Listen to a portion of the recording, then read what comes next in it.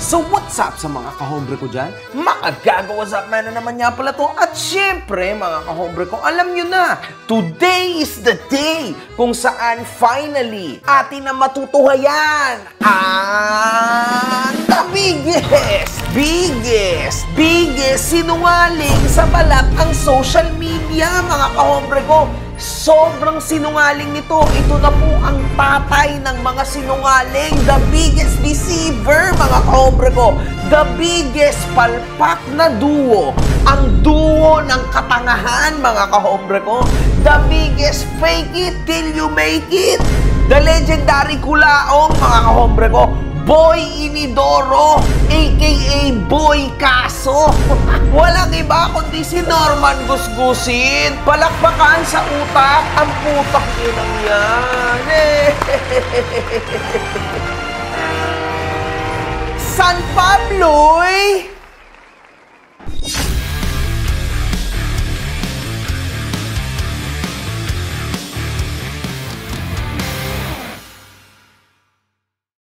hinahanap mo ba ako sa Facebook? I-follow mo na ako. Ito ang page ko.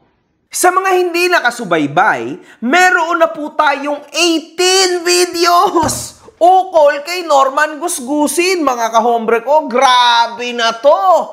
At ayon, mga kahombre ko, sa mga kupal na intellectual, incredible na mga utak na mga kahombre ko sa YouTube, ito daw ay gatas, nagatas, nagatas, nagatas, nagatas, nagatas, mga kahombre ko.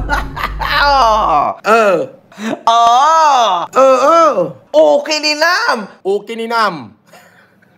Tarantado ka. Minuto. Tarantado ka minuto, di ba? Tarantado! At syempre, tuling-tuli ka. O, para sa akin, tulin-tuli ka.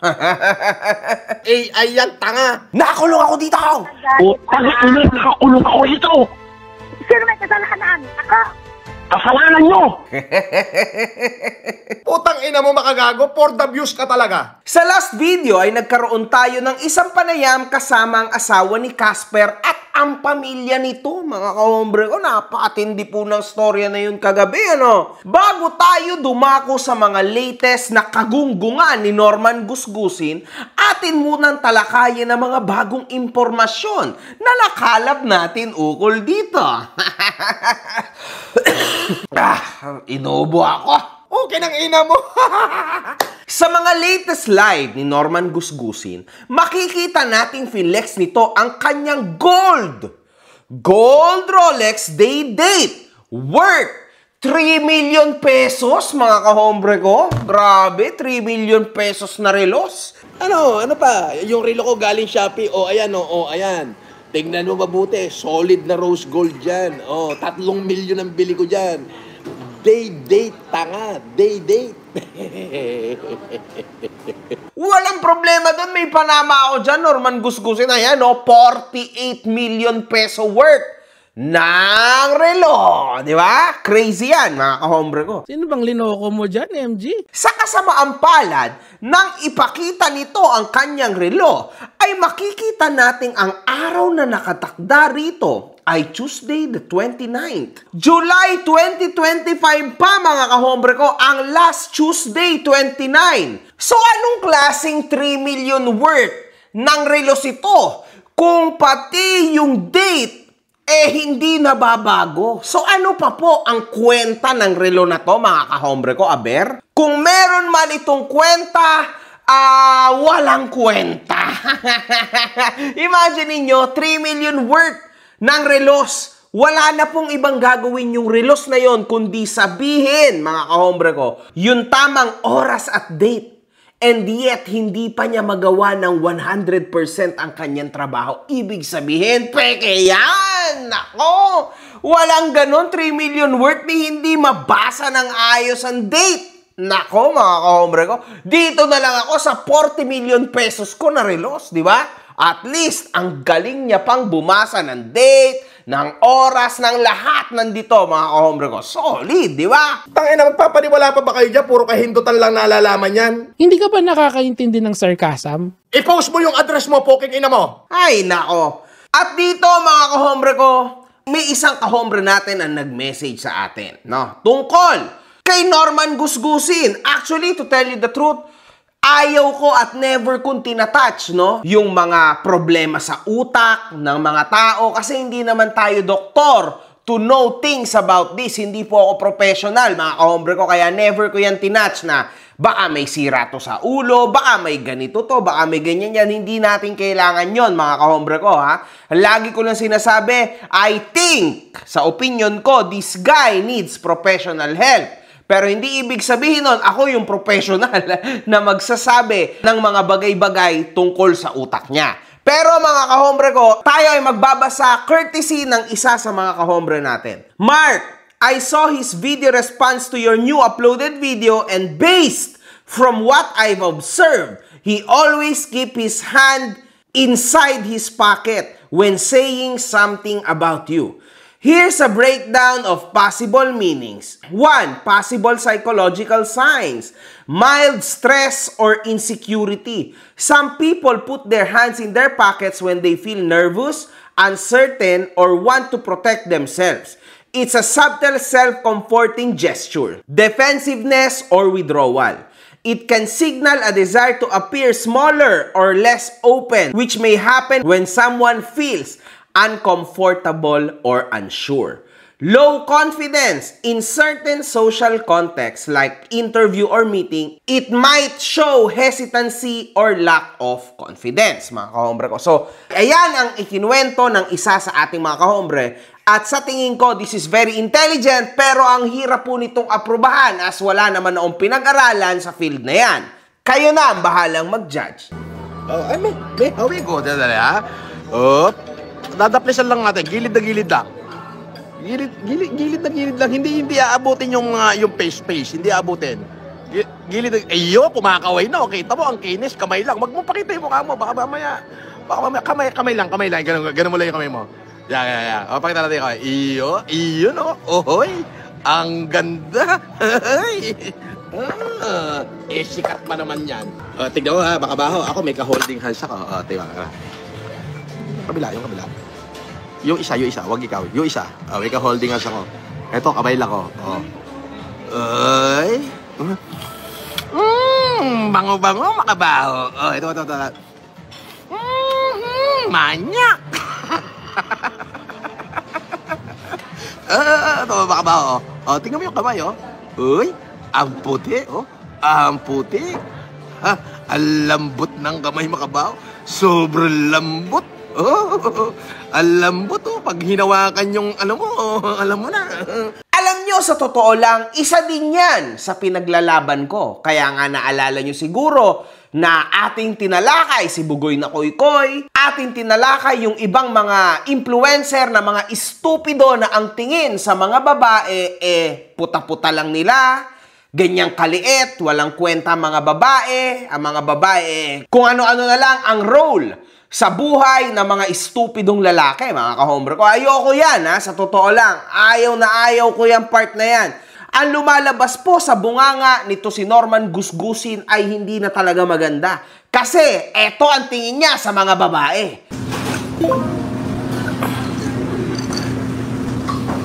Ano sabi? Idol, di ka daw naka-score kay Mayo, mabaho daw bunganga mo. Tarantado, kumakain ng burat yun, si Mayo. Bobo mo. Pwede ba di maka-score? Siyempre, pakakainin ko ng titi yun. Ano ka ba? Bobo ka, no? Bobo. Si Mayo, di naka-score, mabaho daw bunganga ko. Tarantado, kumakain ng burat yun. Bobo. Kahit parating mo kay Mayo, kumakain ng titi yun. Siyempre, pinakain ko ng titi yun. Ano ka ba?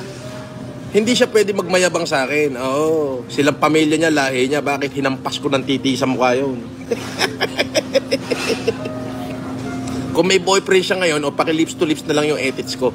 Ganun lang kasimple yun. Ano ba? Baka bata ni Mayo nag-comment, no? Kung ikaw yung bata ni Mayo, kung shota mo si Mayo, true. Eto totoo. Yang misis mo ngayon, yung shota mo, pinakakain ko ng titi yan. I-lips to lips mo yung ethics ko, bobo. Ano na? Sabi, Idol, may anak po ba kaya ni Miss Mayo Murakami? Malamang. Siyempre, pinakasalan ko yun, di... Malamang. Katakot-takot na bembang inabot sa akin nun. Siyempre. Natural. Laki ng gastos ko nung kasal namin, $1 million yun. Di siyempre, puro bembang inabot nun. Ano ka ba? Ikaw naman? May mga tanong na wala sa hulog eh. Siyempre, nung kakakasal namin, ang inabot sa akin nun, bembang doon, bembang dito. Yung mga binebembang ko nga ng mga Viva Max puta, halos lumabas yung batay. Tanga na, pag may binembang nga ako, halos nagpapakabatay. Ay, Francis, wag mo ko iiwan. Francis, wag mo ko iiwan. Ganun. Pag ako bumembang. Ito po ang eksplanasyon ng isa sa ating mga kahombre. Boss MG, magandang umaga. Naka-live ngayon sa YT channel niya si FLM. May kasama daw siyang babae na Viva Max artist daw kuno. Hinalik-halika ng kamay and tinanong niya yung girl kung siya daw binayaran nila. Halatang halata si Norma na sinesenyasan niya yung babae sa pamamagitan ng pagkalabit. At halata naman na napipilitan lang yung babae. Kupal talaga. God bless, Boss MG. Kasama naman kami mga supporters mo sa laban. Sana lumabas ng totoo. Ingat palagi, boss. Mga kahombre ko, sa totoo lang, hindi ko maintindihan, no? Kung nasaan yung need na iyabang or i-flex ang isang babae na binayaran mo lang. Ayon po sa history ng tao na itong si Norman Gusgusin, madalas po o kaya naman napakadalas niya pong magpangalan ng iba't ibang mga tao, personalidad na sikat, or tao o personalidad na may mataas na tungkulin sa ating bansa, o tao o personalidad na sikat, o kaya naman kumpanya o korporasyon na sikat, na sasabihin niya na siya'y affiliated, or else kilala niya yung pinaka-chairman, yung pinaka-mataas, bla bla bla. Tulad ngayon, mga kahombre ko, makikita po natin na ginagamit niya ang sikat, no?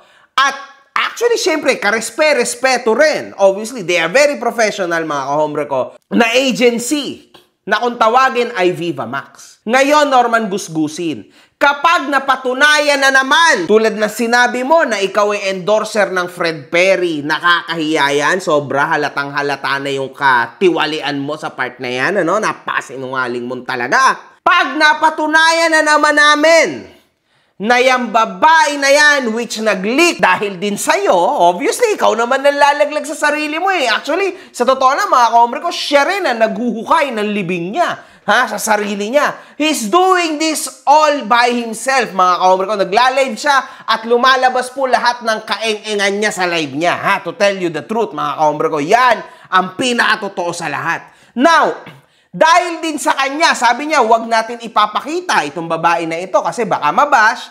Siyempre, hindi ko papakita sa camera. Baka mamaya, basin nyo.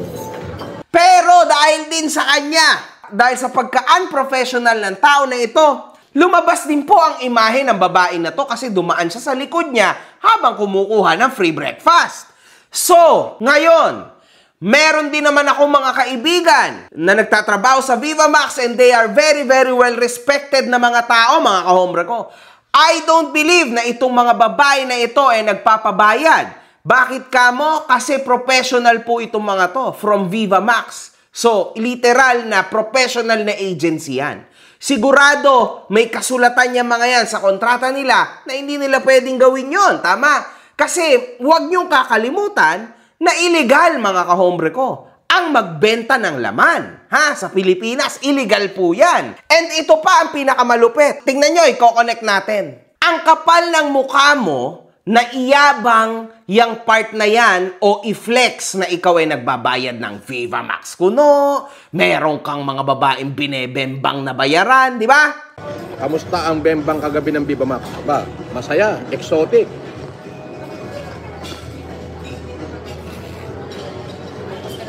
Pangalan, JR.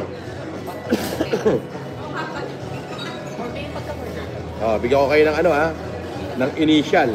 JR. Yun.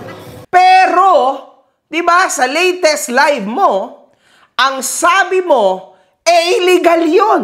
Ikaw mismo nagsabi. May putahan ka, Igme. Binabantaan kita. Ipaparade ko yung club mo, maniwala ka. May illegal sex trade ka dyan sa club mo, di ba? May VIP ka dyan, dyan nagkakaroon ng malalaswang gawain, di ba? Dyan sa club mo. Doon sa Papay na sinasabi mo na pinapangalanan mo yung Igme. Ikaw, Igme, sasabihan kita, eto, live to. Ayusin mo buhay mo, animal ka. Sinasabi mo na itong Igme na to ay may kailigalan sa kanyang bar. And yet, sabi mo rin, isusumbong mo to sa krame, sa pulis krame. Tanimang kita ng mga taga-krami dyan sa club mo nang malaman ng mga taga-krami na may hindutan ka dyan sa loob ng club mo, may illegal sex trade ka dyan sa club mo. But still, kung titingnan nyo, mga kahombre ko, ito po'y ginagawa niya. See, sa kanya mismo nang gagaling na binayaran niya itong babae na ito o nagbabayad siya kung kani-kanino mga babae at binebembang niya. Sobrang sexy at sobrang gaganda ng binembang ko kagabi. Tatlaw. Si Casper, isa. Medyo may galis yung kay Casper. Hindi bale, bagay naman sa kanya yun eh. Boss naman ako, kaya akin yung tatlong flawless. Umiikot ang buhay ko sa sugal, alak, bembang, kain. Sugal, alak, bembang, kain. Sugal, alak, bembang, kain. Diba?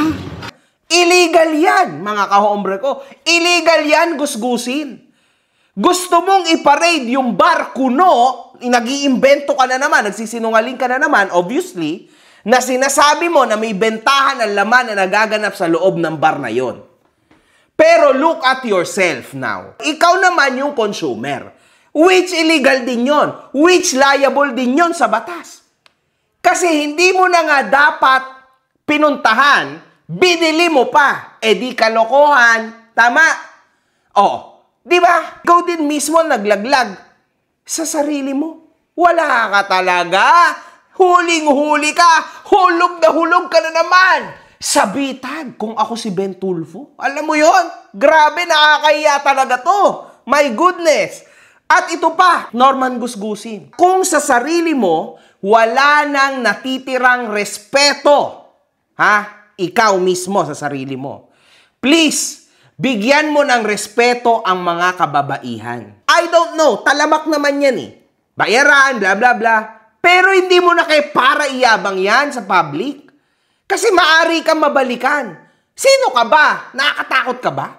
Hindi ka nakakatakot. Ikaw ang matakot sa mga tao kasi ikaw ang maraming kasalanan na ginagawa at ginawa. Walang dapat katakutan dito, mga kahombre ko. Sa totoo lang. Sa totoo lang, hindi nakakatakot yung mga ganyan tao. Nakakaawa yung mga ganyan tao. Fineflex mo yung babaeng binayaran mo, tas ganito lang kaliit ang tingin mo sa babae. Hindi ba kalokohan yon, mga kahombre ko? My God, 2025 na and yet, ang nasa isip mo ay ang mga babae lang ay parausan. Isang malaking kahibangan yan, mga kahombre ko. Yan ang wag na wag niyong iisipin o gagawin sa mga babae kasi talagang ako ang makakalaban nyo niyan. Ang mga babae, ulitin ko, mapa-single mom man yan, mapakaedad mo man yan, mapa kung ano man ang mga naranasan yan sa kanyang buhay, kailangan natin niyang irespeto. Wag na wag niyong gagayahin ang mindset ng tao na yan, mga kahombre ko. Kasi malas yan. Malas yan. Imagine niyo nagbabayad kayo para lang makatikim o mambaboy ng babae. Kalokohan yun, mga kahombre ko. Wag na wag niyong gagawin yan. Kasi yan po ang isa sa pinakamasama na bagay na pwede niyong magawa sa mundong ito. Ang mawalan na respeto sa mga babae, mga kahombre. Napakalala po niyan. Wag na wag nating gagawin yan. Yan, Norman Gusgusin, ay may kabayaran. May kabayaran yan sa may kapal. And in fact, to tell you the truth, hindi ko rin alam kung naniniwala ka sa Diyos. Panay ang gamit mo sa Diyos nowadays, di ba? Samantalang ikaw, hampas lupang patay gutom. Ako, hindi ako pinababayaan ni Lord. Hindi ako pinababayaan ni Lord. Marami akong pera, maraming kwarta, maraming binigay si Lord na magbibigay sa akin ng kwarta. Pati nga basher inutusan ni Lord na bigyan ako ng pera. Kita mo, nagpapalipad basher. Di ba? Yan ang di kalibre. Hindi ka ba kinikilabutan sa mga pinagsasasabi mo sa social media? Nakakakilabot na gagamitin mo ang pangalan ng Diyos, tas after few seconds, pagmumurahin mo na naman ang mga tao? Grabe! Ginagawa mo na lahat, maiba lang ang direksyon ng focus ng mga fans mo. Kasi wala ka ng fans actually. You are trying your best to manipulate the weak minds na natitirang nanunood sa'yo. People actually see you na ikaw ay napakahina at napakababa mong tao ngayon. Kumbaga, exposed ka na. Hindi ko na kinailangan ng super special powers. Kasi ikaw na mismo ang nagpabagsak sa sarili mo. Pero look at yourself. Habang tumatagal, lalo nang kinakain ng kadiliman ang iyong puso. Wala nang natira. This is actually not the villain arc of you. This is the real you. Yan yung masakit dyan, mga kahombre ko. Wala na. Kahit anong gawin mong manipulation sa mga natitirang naniniwala pa sa'yo, hindi na e-epekto yan. Kasi nandito ako. Nasaan na kasi yung mga pinangako mo? Nasaan na yung warrant of arrest? Uunahin ko muna yung mukhang mongoloid na kokey. Siya muna yung uunahin ko. Ilalagay ko siya sa kahon ng mga abnoy, sa kahon ng mga sinto. O yun. Ngayon siya, ilang araw na lang, ilalagay ko na doon sa dapat niyang kalagyan. At yung pinangako ko sa'yo na hanggang Friday, mukhang natupad na. Hintayin mo na lang sila dyan. Okay? Kailangan i-live mo kung paano ka umatungal. Kailangan mag-live ka kung paano ka umiyak. Wah! Nasaan na yung mga pagpatay mo sa akin? Hindi mo na kailangan na waiver. Pag nasilip kita sa labas ng gate ko, paano ba? Barilin kita sa ulo. Pag nakita kitang lumusob dito sa bahay ko, dyan, dumikit ka lang sa gate ko, dumikit ka lang. Babarilin na kita sa ulo. Ayan, i-record niya yan. Wala kang inabutan kahit isang tao ko na naiwan dun nung panahon na pumunta ka. Kung meron, hindi ka uuwing walang putok sa ulo. Kasi kung nagkataong nando doon pa ako, hindi ka uuwi ng San Pablo nang wala kang putok sa ulo, tarantado. Nasaan na yung malulupit mong pagbabanta? Hanggang ngayon wala pa rin. So hanggat tumatagal yan, lalong nalalagay sa alanganin ang sitwasyon mo sa social media. Kasi talagang tutugisin kita, Mangusin. Tutugisin talaga kita. I will go super far para lang mawala ka na sa social media. Kasi hindi ka naaangkop dito, puro kakabulastugan, ang tanda-tanda mo na. Edad mo, napakataas kesa sa akin. Pero look at this, wala kang respetong nakukuha sa akin. Partida na yan. Ako ay marespeto pa sa mga nakakatanda, except lang sa'yo. At ito pa yan, mga kahombre ko. Parati nating isipin na lahat po ay may hangganan. Huwag nating isipin na lagi tayong makakalusot. Ipo-perfect example natin, ito si Norman Gusgusin. Wala na po itong puwang sa social media. Huwag nyo na yan panuurin. Huwag nyo na yan bigyan ng limelight. Kasi sa tuwing pinapanood nyo yan, lalo lang yang maghahasik ng lagim at hindi yan makakabuti sa utak nyo. Subukan yung manood ng isang buong live niya. Pagkatapos ng live niya, magsisisi kayo kasi parang ninakawan kayo ng ilang oras. Sayang naman yung oras nyo, hindi na maibabalik yun. Sa isang oras niya, nakaka-1,000 paulit-ulit siya. So there's nothing to absorb in it. There's nothing. Walang kakwenta-kwenta, mga kahombre ko. Literal na pambasura. Huwag nyo na lang panuurin. Promise. This is a big hurdle sa inyong lahat. Kalokohan, sayang oras, mga kahombre ko. Anyway, last month ago, nagpakita ang isang Sputnik na nagngangalang Richard sa live ni Gusgusin, kung saan ay nagpakita rin ito ng isang tattoo, mga kahombre ko. Kamakailan lang din, si Casper naman ay kinumpirma na siya ay miyembro ng Sputnik at nagpakita rin ito ng tattoo, mga kahombre ko. Casper, pakita nga daw ng tatong Sputnik. Sige, pakita natin. Hindi, ano mo lang dyan, nasa baba naman eh. Tapos babalik tarin ko lang yung camera. Baka maano tayo eh. Hindi, sige, okay. Oh, yan. Baka sabihin sa TV. Hindi, sige na, ito na. Pang ano lang. Basher yata yung boss eh. Hindi mo. Oh, yan. Oh, ayan oh. Oh, ayan. Sputnik. Ito, baba mo. May tatak yan. FLM. Ayan. Sputnik. Tanga, sa kanan yan. Okay na. Nakita mo? Sa kanan yan. Hindi yan sa kaliwa. Sa kanan. Same pwesto, same markings. Makikita po natin dito, mga kahombre ko, ha? O, tingnan nyo mabuti, ha? In short, umpisa pa lang, masasabi na natin na talagang niloloko na lang tayo ng tao na ito. This guy is full of BS, mga kahombre ko. Yung Richard at Casper ay iisa lang. It doesn't matter kung totoo ba tong Sputnik na to. It doesn't matter, man. It doesn't matter kung totoo ba itong Sputnik na nakatattoo sa balat niya, no? Respeto sa Sputnik, obviously, kasi wala naman tayong alam dyan or whatsoever. Pero yung lokohin mo talaga yung Sputnik, it's a big mistake, mga kahombre ko. Like, sanay na sanay din silang gamitin ang mga organisasyon. Tulad niyan, minsan, pinapakita at pineflex niya na siya daw ay mason. Tulad niyan, yung Alpha Kappa Rho, mga kahombre ko. At ngayon, yung Sputnik naman. Marami pa yung iba, sa totoo lang, mga kahombre ko, kung posible, kaya niyan. Kaya niyang mag-ala NBI, mga kahombre ko. Maisalba lang sarili niya.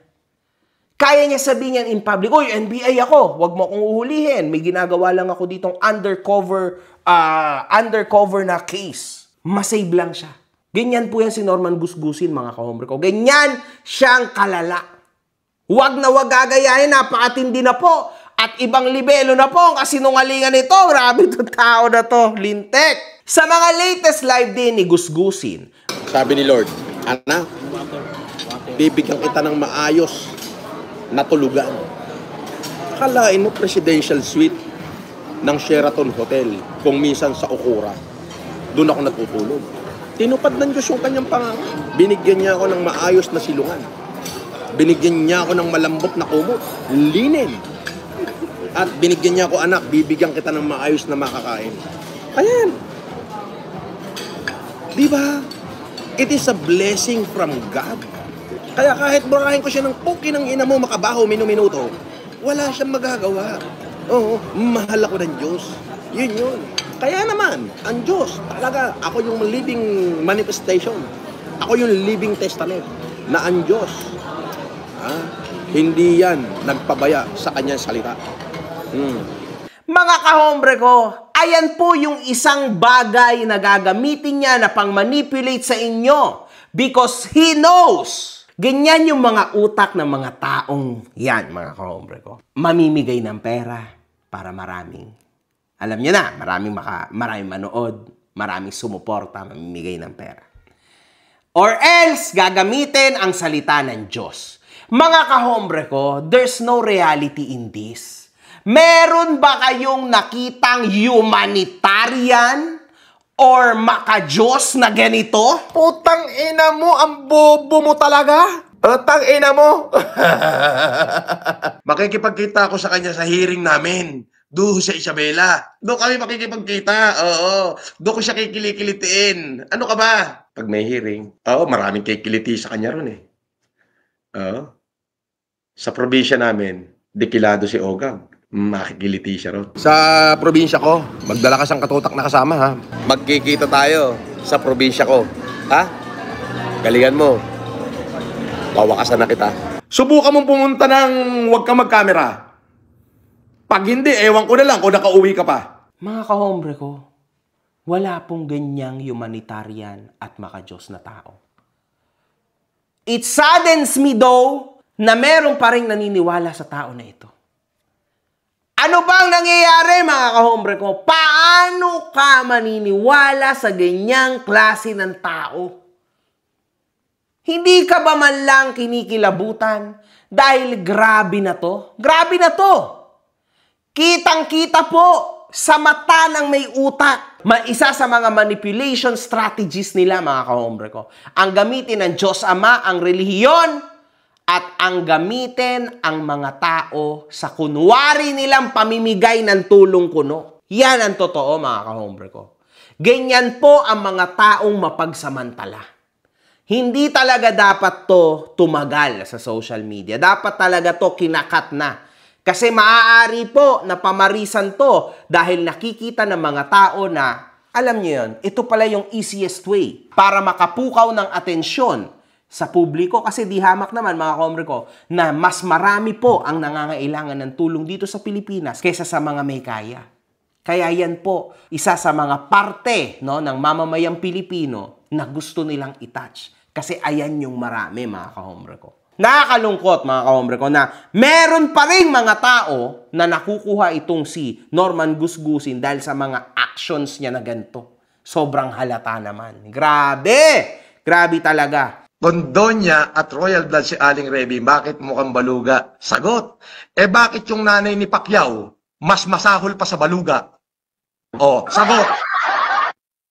Ano? Sagot. No, wala ka palang maisagot. Gonggong. Iyan ang tinatawag na malaking kagonggongan mo. Kung sino-sino na po talaga ang lumalabas sa bunganga niya. Mapakita at mapatunayan niya lang na siya ay strong. Nanay ni Pacquiao, nananahimik mga kahombre ko, and yet nilabas niya rin sa bunganga niya. Huwag niyong kalimutan na ito rin yung taong nagsasabi na trillion o billion daw ang utang ni Manny Pacquiao sa kanya. Ito si Manny Pacquiao, napaghahalatang nagiging trapo. Alam mo may utang sa akin yan, hindi pa nagbabayad eh. Malato ba yan? $30 million ang utang sa amin yan. 30,200,000 US. Wow. 2018 yun. That would be 1,700,000,000. Napakasinungaling mo talaga. Sobrang sinungaling mo. And di hamak naman na mas maganda at mas maayos ang kalagayan ni Aling Dionisio kesa sa respectful mong ina. Nakakaawa ang ina mo actually. Kasi sa social media, kumakalat yung imahe niya. At nadadrag yung pangalan niya dahil sa'yo. Diba? Dahil sa mga pinaggagawa mo na ganito. Nakakaawa ang ina mo. Kahit ako, naaawa ako mga kahombre ko. In fact, hindi ko siya para idamay sa gulo na to, no? Huwag nating idamay yan. Kasi wala namang kinalaman yung matanda sa lahat ng to. Pero itong tao na to, kasi grabe na to mga kahombre ko, nanay ng iba, sinasabihan ng mapangit, baluga.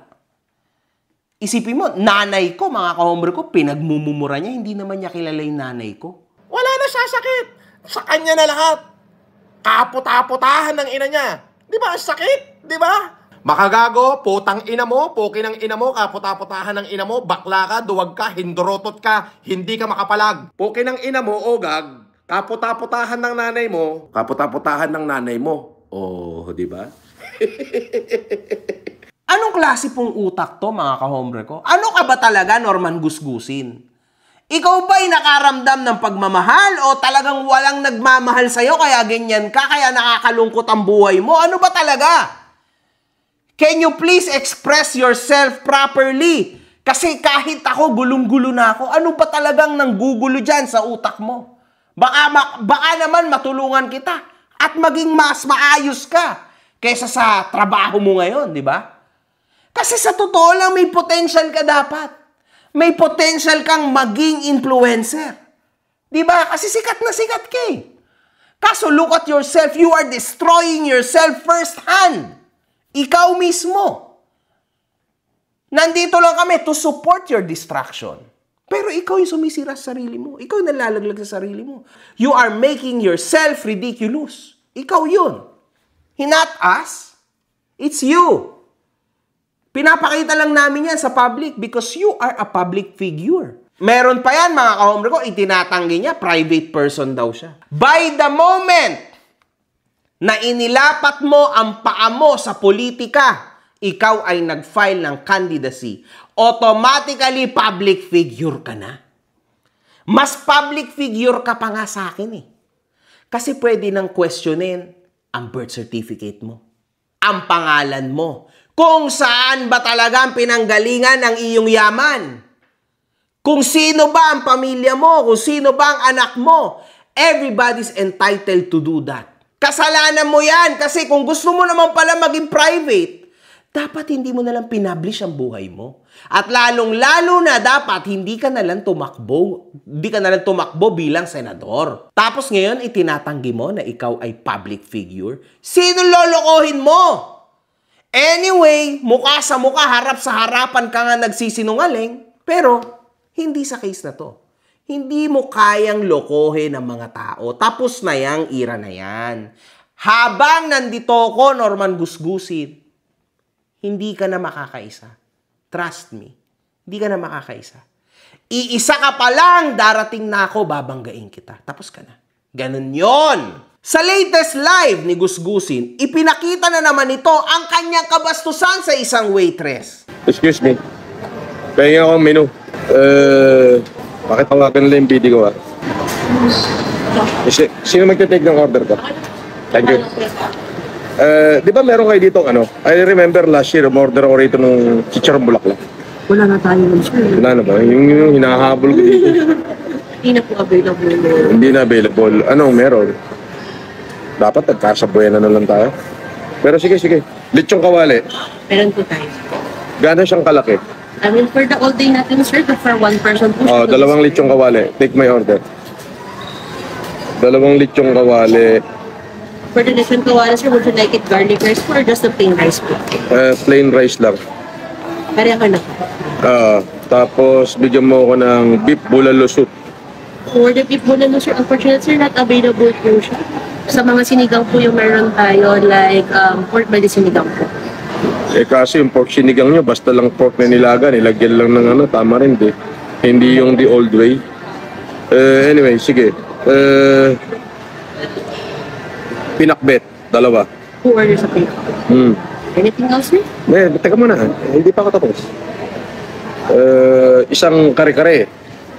For the kare-kare, sir, is it pork or beef kare-kare? For the beef kare-kare, sir, wala lang tayong ox beef. Magiging purong beef lang po talaga. Pagka doon sa pork, kare-kare. Lechong kawali pork. Lechong kawali din. May lechong kawali na ako eh. So, beef na lang isa. Beef kare-kare. So, ano yung sinigang nyo? Pork lang, walang iba? Opo. Sige, isa lang. Isa siguro. Pork belly sinigang. Pork belly sinigang. Isa.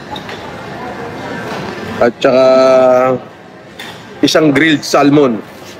Dalawa lang kaming kakain pero dadamihan ko na order since libre naman. Sasagad ko na para marami kayong sales. Di ba? Grabe mga kahombre ko, paulit-ulit na po ang kabastusan ng tao na ito sa public. Kitang-kita nyo naman.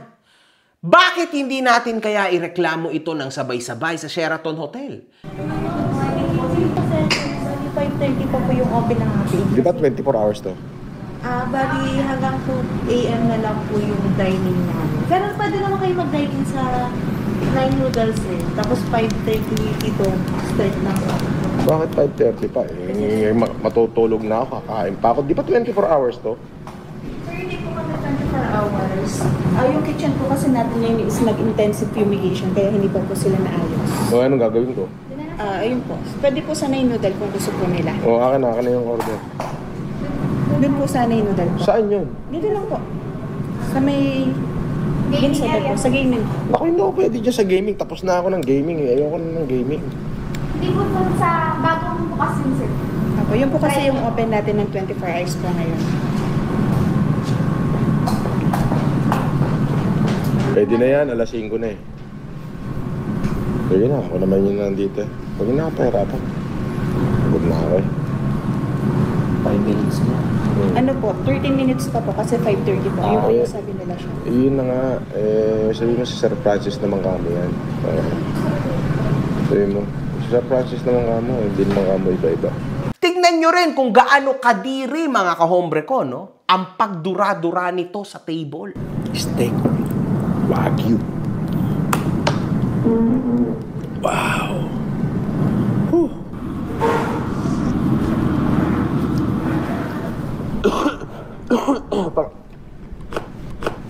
Nananawagan po ako sa management ng Sheraton Hotel, Resorts World Newport, kung saan-saan pa itong tao na ito nagpupunta. Marami po kayong kliyente na nanunood dito sa akin, na nagtatanong sa akin kung paano nangyari yon na hinahayaan ninyo na itong tao na ito ay magdudura sa table napkin. Kasi mga boss, para sa management, no? Naaawa kami sa inyong mga staff. Kasi imagine niyo pag buklat nila nung tablecloth, kadiri, may dura, may kung sipon, may kung ano-ano, nakakasuka mga kahombre ko. And isa pa, maaari pong makakontaminate yan ng mga katabing table. Kasi maybe this guy has something. Kasi lagi naninigarilyo. Halos kulay atay na po ang labi niyan, kakapanigarilyo. So malay nyo mga kahombre ko, itong tao na to ay may something sa loob niya. At unfortunately, yung ibang mga tao na nakain doon, walang kaalam-alam. At ito pa yung masaklap dyan. Kasi dahil pinagduduraan niya yung tablecloth, usually pang tapon na yon. Tapon na yon mga kahombre ko. Kasi wala na yon. Tandaan nyo, food and hygiene to, ha? Delikado tong storya na to para sa management ng mga kinakainan ng tao na ito, ha? Delikado yan. Kasi talagang maaring makahawa po ang tao na yan. At sobrang kadiri. This guy needs to be banned dahil lang sa action niyang pang-isip bata. Kahit sa karinderya, mga kahombre ko, hindi tinatanggap yung ganyang ugali. Ang dugyot. Dura, suka, ewan ko, dahak, anong ginagawa niya sa harap ng hapagkainan. So I am calling out the management of Sheraton Hotel, of Resorts World Newport, Manila, Premier Inn, nakakasuka po itong kliyente nyo na ito o customer nyo na ito.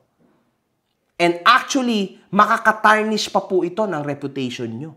Kasi trending ito sa social media kung paano siya magdadahak, magdudura sa inyong mismong restaurants. Nakakaawa naman din ang mga tao na nagtatrabaho para lang linisin ang kalat ng tao na ito, na walang ka-manners-manners. Can you do something about this? Can you give us a small explanation para sa mga tao at customer na naniniwala sa inyo? Na maybe future customers or clients nyo rin.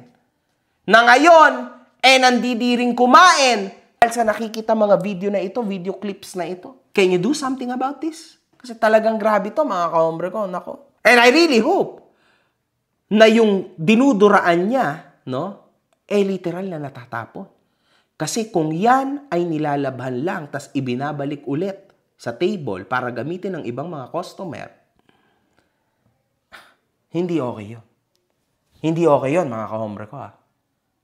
Nobody knows kung ano ang dinadalang sakit, kung meron man, ng bawat isa sa atin. At yung pagdura po, isa po yung sign na napakaduming tao mo para dumura ka sa harap ng hapagkainan.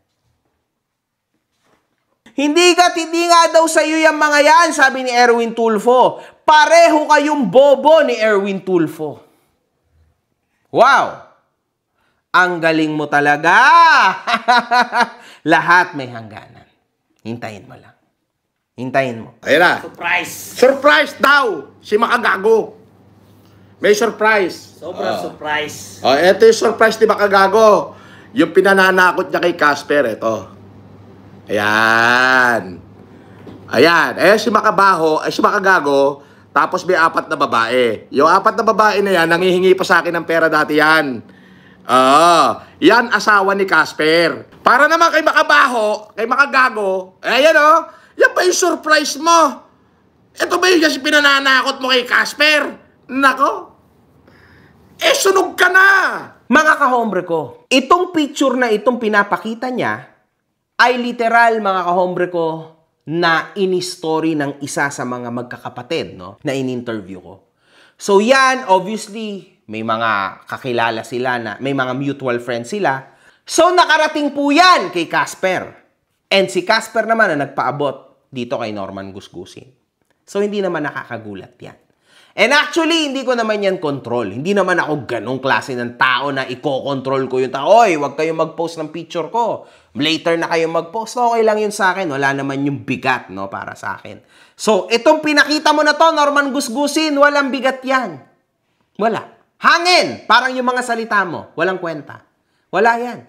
Kasi hindi naman yan yung content. And in fact, mga kahombre ko, dito makikita natin kung gaano na naman siya kasinungaling at nag-iimbento. Kasi defense mechanism niya yan. Dahil durug na durug talaga, mga kahombre ko eh. Wasak na wasak talaga, mga kahombre ko. Kaya wala siyang choice kundi magparamdam at magpakita na siya ay malupit pa rin. Kahit siya ay durug na, di ba? So, mag-iimbento na lang siya ng kung ano-ano. Tulad ng hindi na daw ito sorpresa, sinunog niya na daw yung sorpresa ni MG, hindi totoo. Sunog na sunog kayo, actually. Sunog na sunog ka. Nakakahiya ka bilang ikaw yung amo ni Casper at ikaw rin na sumisira kay Casper. Nakakahiya ka talaga. Sobra. Sa inyong dalawa, ikaw dapat ang mas mahiya. Pinakita mo na naman dito ang picture ko at pinangalanan mo pa ako. Hindi maganda ka. Hindi maganda makagago. Mark Jason, hindi maganda. Akala ko ba? Hindi mo ko pinapangalanan. Oh, yeah. Mukha niya. Oh, yeah, mukha niyan. Tingnan mo yung mukha. Puro laki ng katawan at laki ng bunganga. Ang poki ng inan to. Oh, kininam. Ang pangalan niyan, Jason eh. Mark Jason. Anong pilido? Swals. Lus. Half Sri Lankan. Di half bahu pala yan. Bababahu yun eh. Kaya naman pala, makabahu pala dapat ang pangalan niya, hindi makagago. Makabaho. Oo. Alam mo yun, Norman Gusgusin, sobrang wala ka na sa composure mo. Yung mga question sa'yo ng mga abogado mo na sinasabi mo, dami mong abogado. Sekretary mo nga na hindi mo naman sekretary, sasabi mo pa rin sekretary mo kahit ano lang, basta sekretary kita. Tumawag sa akin ng Sheraton, sabi niya, yung mga sekretary mo hindi pa nabayaran yung bill mo. So, paki-settle niyo na, ha? Thank you.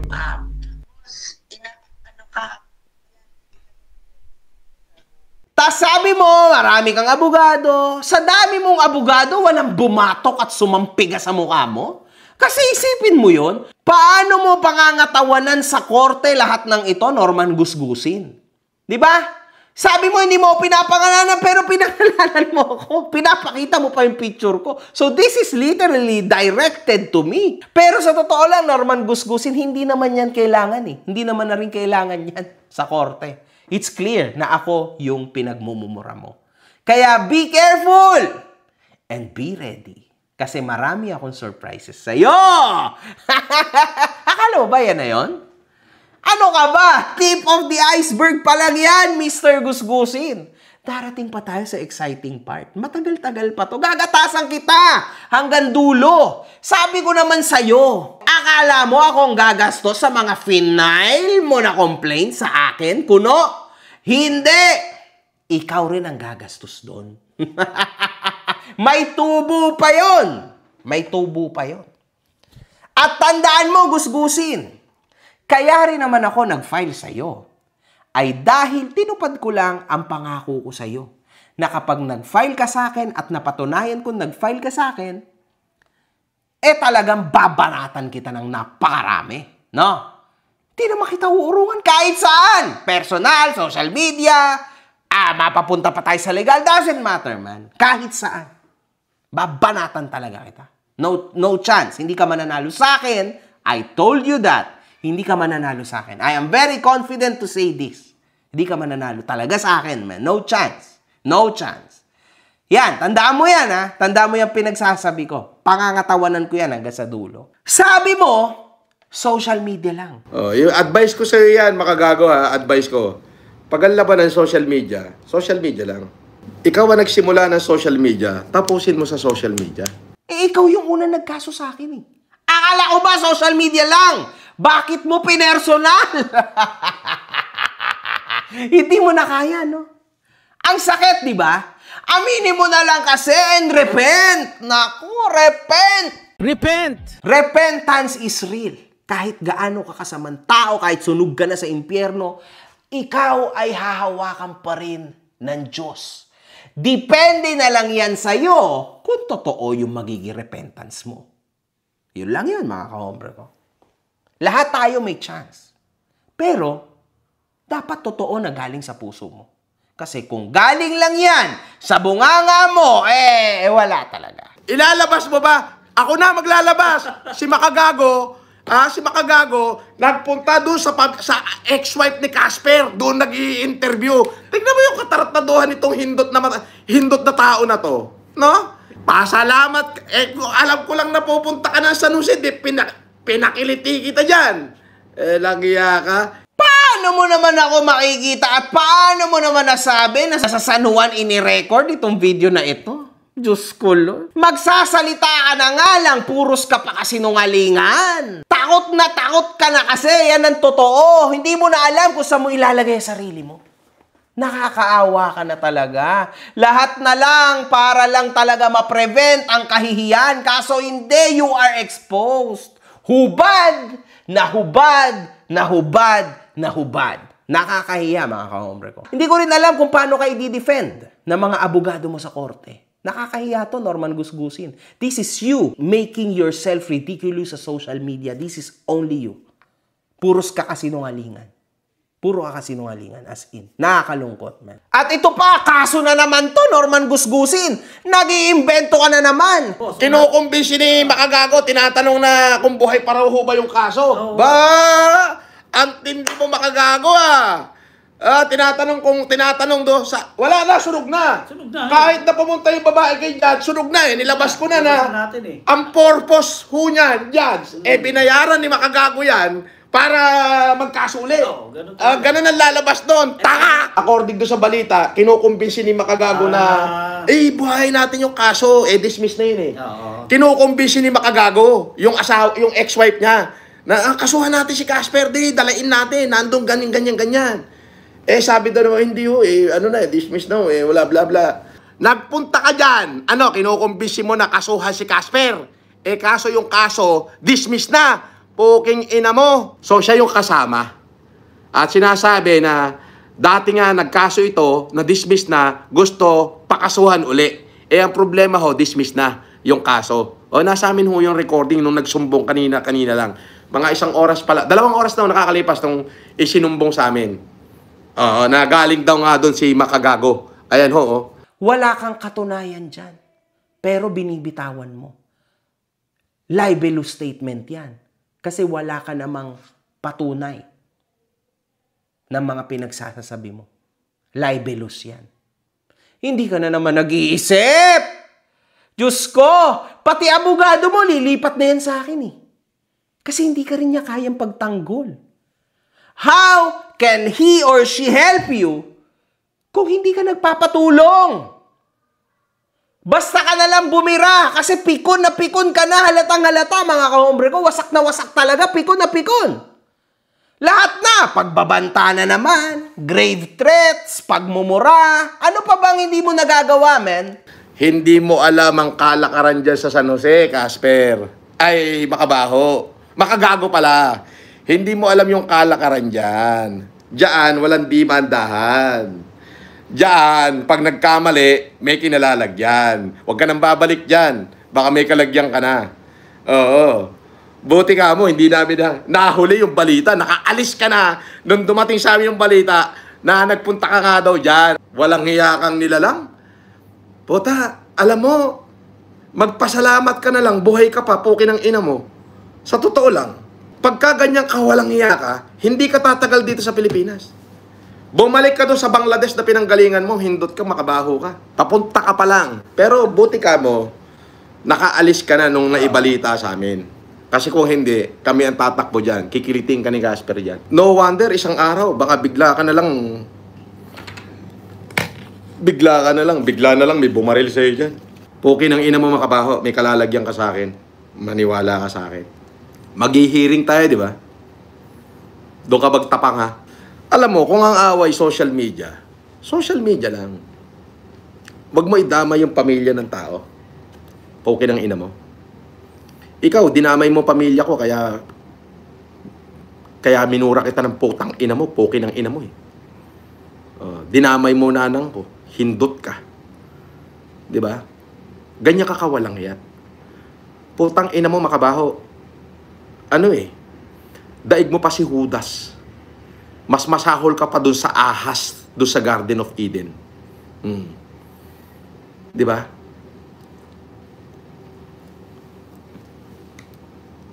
Sabi ni Hero Garcia, baka pati ninuno nyo, Idol FLM at Casper, i-interviewin din. Ha ha ha ha. Malamang.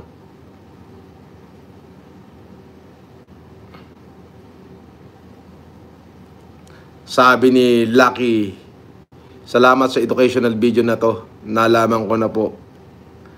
And part of the foot dahil sa pagmumukha nyo po. Ganon? Tama. Sinong hindi manggigigil, di ba? Walang hiya pala talaga yan. Alam mo, advice ko sa'yo makagago, kung social media ang labanan, social media lang. Huwag kang magpakademonyo. Weng Balubar. Shoutout sa'yo, Weng.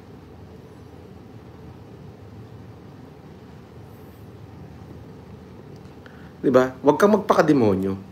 Tinalo mo pa si Satanas eh. Sa totoo lang. Diba sa Garden of Eden, masaya nabubuhay yung ating mga ninuno, si Eva at Adan. May ahas doon eh. Dumating siya. Sinulsulan si Eva na mag-commit ng kasalanan nang magkasala si Adan. Ngayon, kung natatandaan mo, ako, nung hindi niya ako kinaya, i-interview niya, nag-interview siya ng ex-wife ko daw. Yung nanang ko, itatry niyang kumbinsihin, bibigyan niya ng pera para ipagkanulo ako. Hindi nangyari.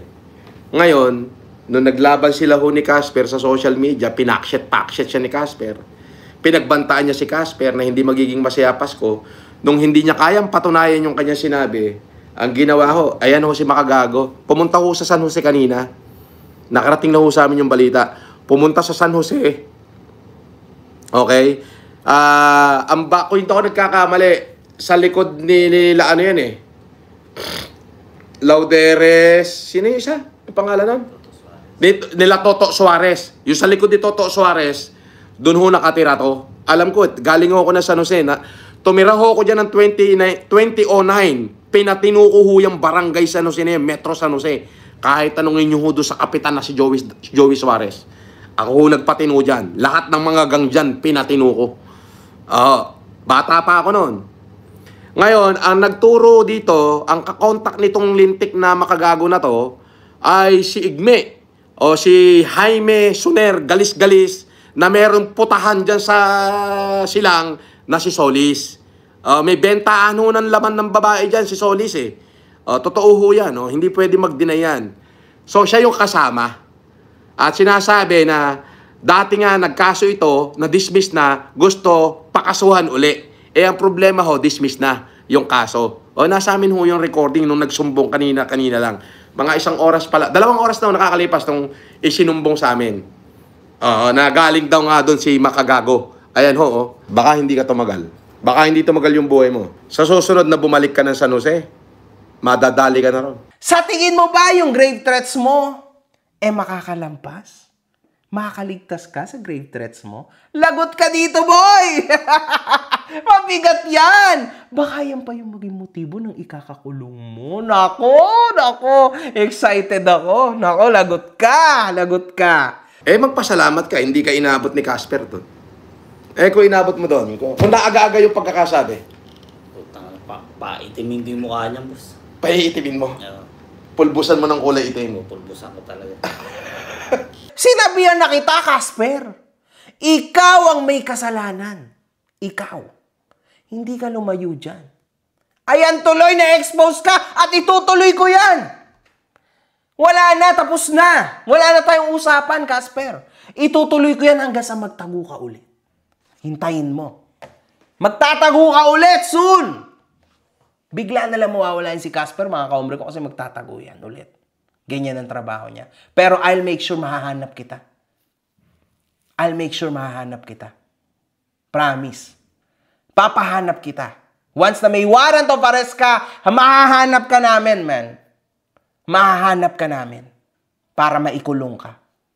Magbibigay ako ng napakalaking bounty or reward para sa makakapagturo sa'yo at para mahuli ka ng NBI o ng kapulisan. Kapag may warrant of arrest ka na. Promise yan. Promise yan, man. Trust me. Hindi mo magagawa yan. Last time kasi, nalulusutan mo kasi, syempre, ang naargabyado mo, wala namang kayang mga tao, di ba? So, hindi ka na natutuunan ng pansin. Ngayon, iba na to, Casper. Kahit sa Mindanao ka magtago, mahanap ka pa rin namin. You'll see. Tingnan mo. You'll see this. Wala pa akong sinasabi na hindi ko tinutupad. At dito, mga kahombre ko, ito yung nakakalungkot na part. At saka ang utak niyan, si Papay. Si Papay na Mongoloid, na si Jimmy Solis na yung maraming galis. Papay, ako magsasabi sa'yo, ayusin mo buhay mo. Okay ni Nam, hindi kita bibiruin. Okay? Papay, ulitin ko, ayusin mo buhay mo. Sino ang nagsama sa'yo? Si Igme. Si Solis. Si Papay. Ano ang pangalan ni Igme? Jaime Solis. Si Jaime Galisen Sonera Mongoloid Solis. Parehas kayo. Ikaw, Igme, sasabihan kita, eto, live to. Ayusin mo buhay mo, animal ka. Ipaparade ko yung club mo, ipaparade ko sa karamihan pagka hindi ka tumigil sa katarataduhan mo. May putahan ka, Igme. Binabantaan kita. Binabalaan kita. Taniman kita ng mga taga-karami dyan sa club mo nang malaman ng mga taga-karami na may hindutan ka dyan sa loob ng club mo, may illegal sex trade ka dyan sa club mo.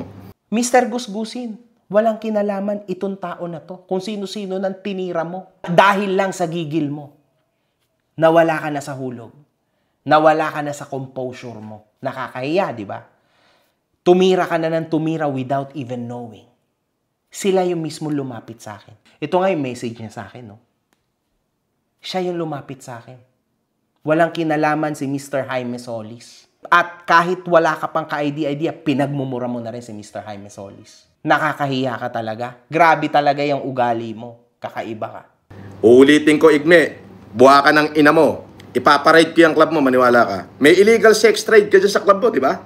May VIP ka dyan. Dyan nagkakaroon ng malalaswang gawain, di ba? Dyan sa club mo. Gusto mo, taniman kita ng tao dyan para mabidyohan yung mga kalaswaan sa club mo? Huwag kang makisaw-saw dito kay Makabaho, ay kay Makagago. Ito, personal namin dalawa to. At kasama si Casper do. Ngayon kung makikisaw-saw kang hindot ka, okay ni Nam. Huwag ako, Igme. Gusto mo parade ko sa Camp Crame, yung sex trade mo dyan sa club mo? Dyan sa Brothers? Sino ka ba? Para makinig sa'yo ang mga taga Camp Crame. Sino ka ba? Ikaw ba'y may katungkulan? Alam mo ba yung due process? Bago ka pa makaabot doon, kailangan mo ng due process. Kailangan mo na mag-file. Ito ay isa republika. Ha? Kung yang mga bagay na yan, nasa delusions mo, nasa illusions mo, then sa sarili mong mundo yun. Sa mundo namin, walang ganyan. Pambaliw yung ganyan.